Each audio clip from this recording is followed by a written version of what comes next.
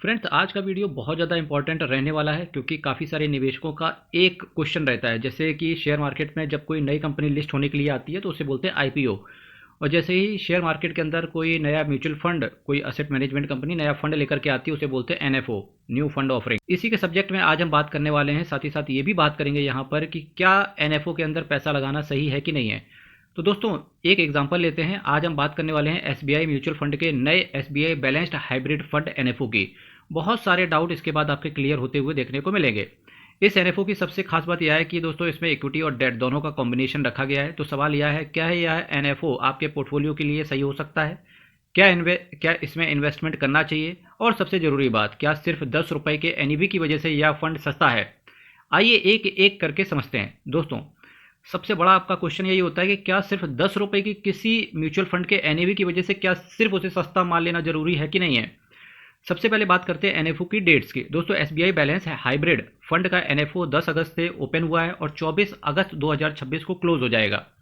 इसमें minimum investment दोस्तों 5,000 रुपये है और एनएफओ के बाद यह एक ओपन एंडेड म्यूचुअल फंड रहेगा, यानी कि एनएफओ पीरियड खत्म होने के बाद भी एप्लीकेबल रूल्स के अनुसार इसमें इन्वेस्टमेंट और रिडेम्पशन किया जा सकेगा।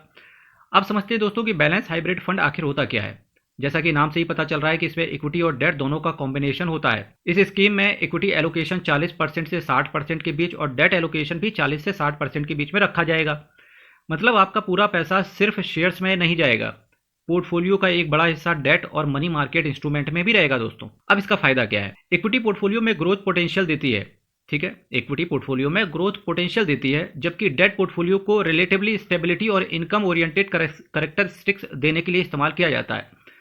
अब बहुत कम शब्दों में समझें तो दोस्तों, इक्विटी आपको ज़्यादा से ज़्यादा रिटर्न देने के लिए, लेकिन डेट का जो पोर्टफोलियो होता है, क्योंकि वहाँ पर जो इंटरेस्ट मिलता है या जो इनकम होती है वो फिक्स्ड मिलती है, तो आपके पोर्टफोलियो को सहारा देने के लिए डेट के अंदर निवेश किया जाता है। इसलिए इसका बेसिक ऑब्जेक्टिव जो दोस्तों है वो है ग्रोथ पोटेंशियल प्लस पोर्टफोलियो की स्टेबिलिटी। जैसा कि मैंने आपसे कहा, इक्विटी होती है वो ग्रोथ पोटेंशियल होती है और जो डेट होता है वो पोर्टफोलियो की स्टेबिलिटी के लिए होता है। लेकिन दोस्तों, यहाँ पर एक बहुत जरूरी बात समझिए आप। इसका मतलब यह बिल्कुल नहीं है कि आपका पैसा सुरक्षित या गारंटीड है। इस फंड का रिस्कोमीटर वेरी हाई है। मार्केट गिरने पर इस फंड की एनएवी भी गिर सकती है, इसलिए इसे एफडी की तरह बिल्कुल मत देखिएगा। अब बात करते हैं 10 रुपये के एनएफओ एनएवी पर। बहुत से इन्वेस्टर सोचते हैं दोस्तों कि 10 रुपये का एनएवी है इसलिए फंड सस्ता है, लेकिन दोस्तों यह सबसे कॉमन मिसकंसेप्शन है। अगर एक फंड का एनएवी 10 रुपये है और दूसरे फंड का एनएवी 100 रुपये है, तो सिर्फ एनएवी देखकर यह नहीं कहा जा सकता कि पहला फंड सस्ता है। एक्चुअल रिटर्न अंडरलाइंग इन्वेस्टमेंट के परफॉर्मेंस पर डिपेंड करता है दोस्तों, इसलिए 10 रुपये एनएवी कोई स्पेशल डिस्काउंट नहीं है। अब बात करते हैं कि फंड की इन्वेस्टमेंट स्ट्रेटेजी की। इक्विटी पोर्शन में अलग अलग सेक्टर्स और मार्केट कैप की कंपनीज में इन्वेस्टमेंट किया जा सकता है। डेट पोर्शन में गवर्नमेंट सिक्योरिटीज, कॉर्पोरेट बॉन्ड्स और मनी मार्केट इंस्ट्रूमेंट जैसे असेट्स को शामिल हो सकते हैं। स्कीम को एप्लीकेबल लिमिट्स के अनुसार फॉरेन सिक्योरिटीज में भी इन्वेस्टमेंट करने की अनुमति है।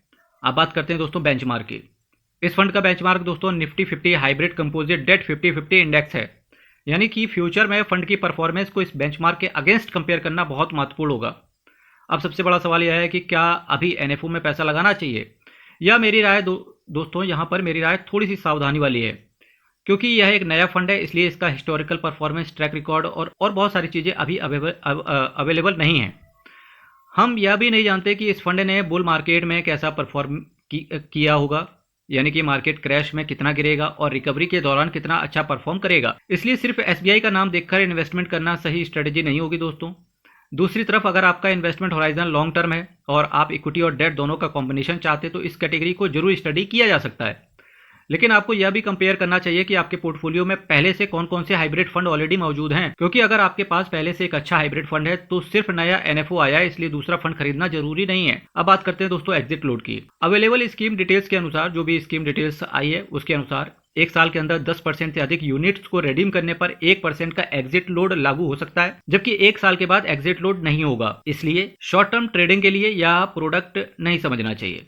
और अंत में सबसे इंपॉर्टेंट बात दोस्तों ये है कि एनएफओ में इन्वेस्टमेंट करने से पहले सिर्फ फंड हाउस और 10 रुपये एनएवी मत देखिए आप ये कि फंड कैटेगरी क्या है, एसेट एलोकेशन क्या है, रिस्क कितना है, फंड मैनेजर कौन है, एक्सपेंस रेशियो कितना रहेगा, टैक्सेशन क्या होगी, और सबसे जरूरी बात कि क्या यह फंड आपके एग्जिस्टिंग पोर्टफोलियो में कोई नया फायदा ऐड कर रहा है या सिर्फ डुप्लीकेशन कर रहा है। तो दोस्तों एसबीआई बैलेंस्ड हाइब्रिड फंड एक इंटरेस्टिंग हाइब्रिड कैटेगरी एनएफओ जरूर है, लेकिन इसे गारंटीज स्टेबल रिटर्न वाला फंड समझना बिल्कुल सही नहीं होगा। अगर आप लॉन्ग टर्म इन्वेस्टर हैं और इक्विटी तथा डेट का कॉम्बिनेशन चाहते हैं तो इस फंड को एग्जिस्टिंग हाइब्रिड फंड्स के साथ कंपेयर करके ही डिसीजन लेना बेहतर रहेगा। अगर आपको यह एनालिसिस यूजफुल लगा हो तो वीडियो को लाइक जरूर करें और ऐसे ही म्यूचुअल फंड्स, आईपीओ और स्टॉक मार्केट एनालिसिस के लिए चैनल को सब्सक्राइब करना बिल्कुल मत भूलिए। बहुत बहुत धन्यवाद। हर हर महादेव।